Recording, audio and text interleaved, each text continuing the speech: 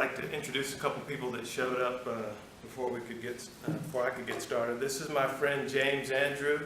When I first met James, he was a young, hard-charging first-class petty officer. He'd been selected Sailor of the Year at one of the squadrons that I reported to, and he also retired as a lieutenant commander.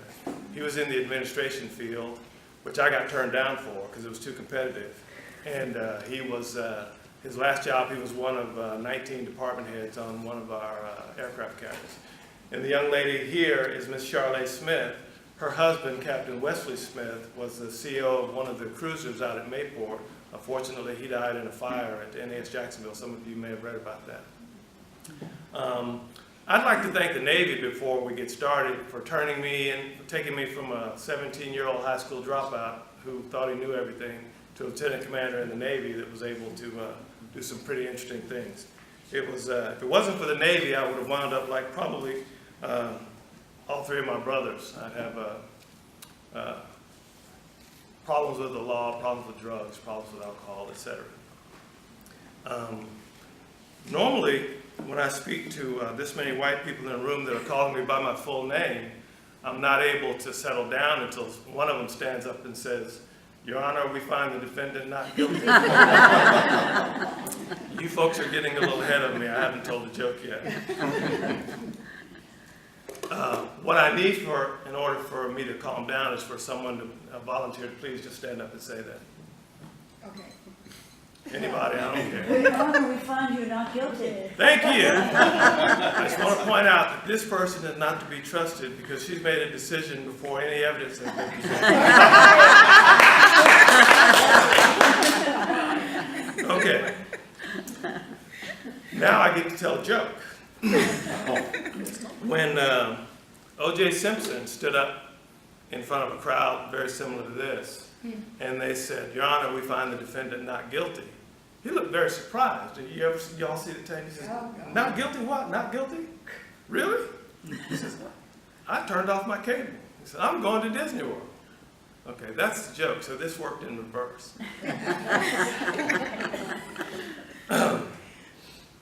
Sometimes my humor gets me into trouble, as you'll find out if you read the book. Question I'm most often asked about this book is, why did you write this book? And I'm usually the one asking it because I went through a lot of reliving a lot of personal bad memories as I watched some of the stuff that was happening in society at the time I was finishing the book up. One of the most critical ones for me was watching young Philando Castile, who was, as you may remember, he was shot in front of his 4-year-old daughter as he was sitting in the car because the policeman stopped him for a broken taillight. And he told the policeman, "Sir, I just want to let you know I have a gun. I have a weapon. I've got a permit to carry it. And I just want to let you know that." So the officer immediately puts his hand on his gun. I watched this video just yesterday. This is the dash cam video that not very many people have seen. They waited more than a year to release it. So he reaches for his gun and he says, "All right, well, don't reach for it." And he says, "Let me see your license and registration." And he reaches between his seat and console, and the next thing you know, the officer's yelling at him, saying, "Don't reach for it." And he pumps 7 shots into the young man. Black America pretty much went through a collective nervous breakdown when that happened, and then Charlottesville happened about a month later. And so much stuff was going on in the news. I said, I just need to get this book out. I've been sitting on it for a long time. I just need to get it out so that people understand that sometimes it's difficult when you don't look like everybody else in an environment. And in the Navy, it was very difficult to look like everybody else because I served on 3 different ships and a couple different staffs. And on each ship, I was the only black officer on the ship. And on each staff, I was one of 2. Sometimes I was resented because I was quite successful in what I did. I was so afraid of failure that I did above and beyond what I needed to do because I didn't want anybody to say that I wasn't qualified to do my job. You may think that this might be ancient history, but in fact it's not. One of the reasons I wrote this book is because there was a book that just came out published by the Naval War College, and it's called Inspiring Innovation. It's about the first 50 black flag officers in the Navy. And you can read a copy of that on their website. You don't have to buy it. It's $30. You can read it on the website. And of those 50 first black flag officers, 2 or 3 of those are female. I know one, Lillian Fishburne. I served with her. The other is quite famous, Michelle Howard. She was the first black 4-star admiral in the Navy. And there's another one, Annie. I forget her last name, but those are 3 women that were mentioned and honored in that book. Quite a few of those officers detail experiences that are very similar to mine. We were all in the Navy at about the same time in the mid-'80s. That's when they began their careers. A few of them were actually before that, but there were only 2 by the time I came in the Navy. One was Samuel Gravely, the other was Larry Chambers. His biography was just published last year. I want to give you a little bit of my background. I joined the Navy as a 17-year-old high school dropout, and I had some pretty unique experiences right off the bat. First, I went to a technical school, which was the Mineman A School in Charleston, South Carolina. There were 25, 26 people that started that class. Only 7 of us graduated. I was number 2 in the class because David Badger, the class genius, had a near photographic memory, and I just could not, out-remember the guy. He's written a review of the book on Amazon.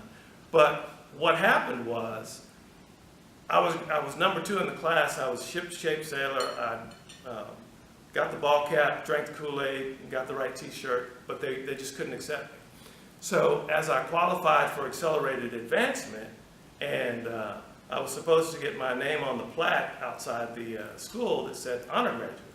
Well, I didn't get either one of those because they didn't give them to me. They made up stuff to keep me from having what I'd earned. So after 2 years in the mine force, I left there and I went to Cuba, and I became the discipline yeoman for the naval station. I was too junior for that job, but they needed people. The Navy was drawing down. People were getting out after the Vietnam War. This all started in 1975. So in the discipline yeoman job, I took care of all the disciplinary cases that came through. I developed all the charge sheets and the report sheets. And I began to see very early on, because I had to do these reports about equal opportunity, that the young black sailors were being punished more harshly than the white guys were. And this was common knowledge throughout the fleet. They were aware of it. They were trying to eliminate that problem. But human nature being what it is, that problem still exists today. It existed in World War I, it existed in World War II, Korea, Vietnam War, and it exists today. Black sailors are punished more harshly than just about anybody else. So I also, in that job, because I volunteered for it, became a facilitator for the workshops that we're involved in. One of them was military rights and responsibilities. It was basically a leadership class. And the other was women in the Navy workshops. There was a big problem in the early 70s, mid-70s, with women coming into the Navy. A lot of sailors resented that. They resented that women were coming in doing jobs that they were didn't feel women were qualified for. And I learned a lot in those early years. I was only 22 years old, and I'm teaching senior petty officers and chiefs and some officers how to treat women in the Navy. Oftentimes, these women would get very emotional when they talk about being held to a higher standard. One young lady in particular, she was told to go out and get a toolbox out on the flight line. She went out to get it. It was too heavy. And the chief that told her to go get the toolbox chewed her out, said, you're not a real sailor, et cetera, et cetera. Then he sends 2 guys out to pick up the toolbox. So she's being set up to fail, and basically, there were scenarios that developed many, many years where you were being encouraged to fail. I experienced a lot of that in my career, and I watched this happening to women. One of my first supervisors was a female chief in the Navy, and I watched her pretty much have a breakdown in the office because of treatment like that. So women's issues have always been difficult in the military, and in particular black women. In 1995, they did a survey, tens of thousands of people, and they found out, based on the survey, that the people who had the least satisfaction in the military were black females. And that was because they had, a double whammy. One you're black and the other is you're female. I talk in my book a lot about women's issues. I'll give you one example to confirm what I'm talking about. When I was in Key West, I was executive officer on the Navy hydrofoil. There were 6 ships in the squadron and maybe 150 staff members there. And there was one female on that staff, and she was a black female. This woman literally was put through torture. She had a supervisor. She was responsible for ordering all the parts for the hydrofoils. We did a lot of drug interdiction. We did a lot of opposed forces activity, training the carriers and the cruisers. We were this little small ship that had a lot of speed and a lot of firepower. So if we didn't get our parts, we didn't get underway. So this male chief that she worked for thought it was amusing to change her password and do stuff to make it hard for her to do her job. Now this not only hurt her, it hurt the mission of the organization. One day occasionally when I'd see her, I'd stop and ask her, how are you doing? How are you holding up? Because she was basically the butt of the squadron. Her family was in Jacksonville. She lived in Key West. Basically, she was alone in a sea of testosterone. And I watched many people enjoying what was happening to her, and I was really sick about it, but I'm in and out of the country quite often, and there wasn't a whole lot I could do about it. So one day, this male petty officer came to me and said, sir, this chief is having a lot of problems. Can she come talk to you about it? I said, sure. Come to my room at the BOQ this evening, bring her with you, and we'll sit down and talk about it. Well, it turns out she had been keeping documentation of everything that was happening to her. And what I did was, I said, I will help you file a complaint. So we sat down and we were putting all this together. And suddenly she just broke down. She just laid on the couch. She cried for about 10 minutes. Ultimately, I put together a pretty good complaint. All factual, all documented. When you go to strike the king, you don't strike the wound, you strike the kill. So when the investigator came down to investigate the complaint, the guy that was doing the primary tormentor, he just was bragging about how he just changed her password that morning. So within short order, she was transferred out of there because of, for a mental health reason, psychological. The CEO of the hospital said, we've got to get you out of here. She came to Jacksonville, got back with her family, worked until she retired. She knows about my book. She doesn't want to read it. She doesn't want to relive any of that stuff. I know how hard that is. So, but the very man that was responsible for making sure she was taken care of, I watched him laugh at some of the jokes that were being perpetrated on her. If the leadership is not doing what it's supposed to do, you have a problem. If you don't have good leadership, it doesn't matter how good everything else is. Right now, today, yesterday afternoon, the Chief of Naval Operations was chastised by the Department of Defense Inspector General's office because he dragged his feet in a sexual harassment complaint against a member of his staff. One of his senior officers was harassing 3 female subordinates, and he knew about it for months, did not take any action until journalists started asking questions, and they were getting ready to write a story about it. So that's when he took action.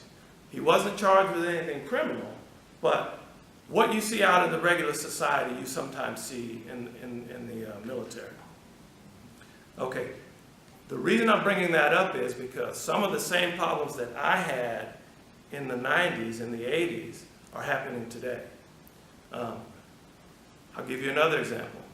The Secretary of Defense in August of last year stood up in front of the troops on CNN and said, we've got to guard against what's happening in our country. We've got to hold the line against that. This was right after the Charlottesville incident when there was lots of young men that looked like military members to me. It turns out several of them were, Marines in particular. There's been an increase in white nationalist rhetoric being aimed at sailors in the Navy. What they see happening on the outside is beginning to filter in, which is what happened in the 1980s. Let me put on my glasses because I can't remember where I am. The response to the Charlottesville incident was not what you call, I don't know what you'd call it, but it didn't demonstrate leadership to me. I remember the days way back I remember the dark days when the President of the United States said something horrendous, people would get up and scream and make all sorts of noise. Everybody here remembers when Professor Henry Louis Gates was arrested on his porch by a police officer at Cambridge for breaking into his own house. And then when President Obama said the police behaved stupidly, the cable news network just all blew up. The president was anti-police, the president was racist, et cetera, et cetera. Now I hear lots of stuff happening every day, and it just sort of just gets filtered, through the wash.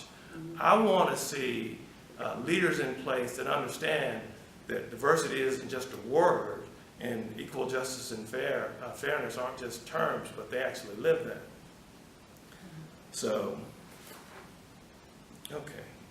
I want to talk to you about Lieutenant General Claudia Kennedy. She's a female. She was the first 3-star general in the Army, female 3-star general. In the 90s, she was assaulted by a senior officer. Sexually assaulted. She reported it immediately. She preferred to keep it quiet, but when that same senior officer was being promoted into a position where he would have to judge men who were accused of sexual assault and other crimes like that, she decided to speak up. She said, I can't let this happen. There's been a recent example of that happened in the news, as you might remember.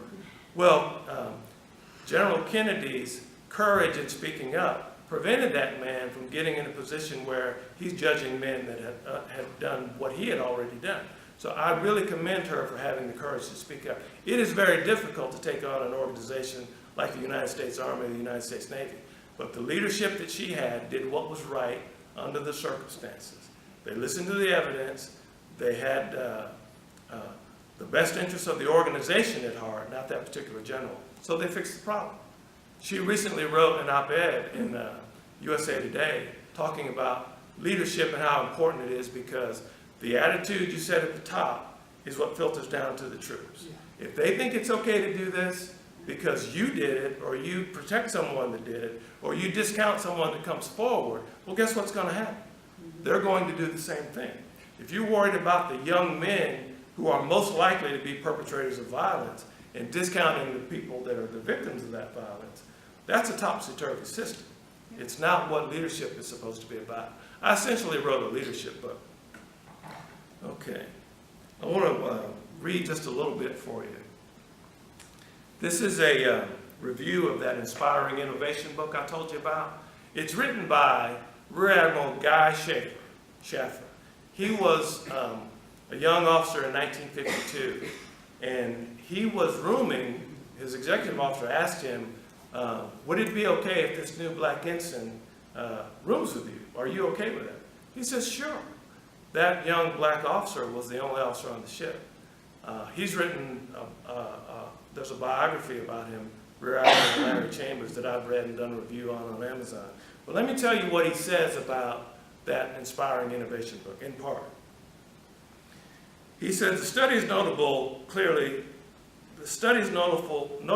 showing clearly what should be obvious, that African Americans are fully capable of successfully functioning at flag officer level in both operational and technical assignments.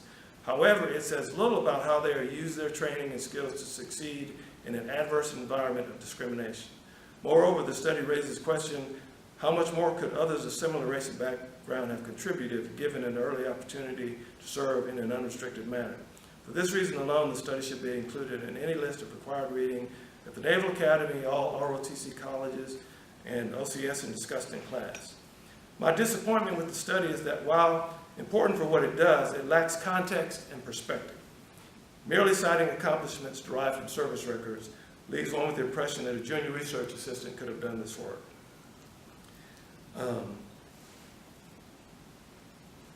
There are no details provided to provide insight into the conditions that the individuals face in achieving their notable accomplishments or the lasting impact their accomplishments had on the naval service. With the exception of a summary of Admiral Zumwalt's effort, there's little mention of mentoring on behalf of black officers throughout the review, although the reviewer suspects that others were involved. I have to tell you that Admiral Zumwalt is my personal hero. He's the reason I joined the Navy. My father refused to allow me to join the Navy because he said the Navy was too racist. I said, well, you spent 15 years in the Navy. What are you talking about? And it was like, well, that's exactly what I'm trying to tell you. He says, I know what you're going into. And I said, no. Admiral Zumwalt said that there's no black Navy, there's no white Navy, there's just one Navy.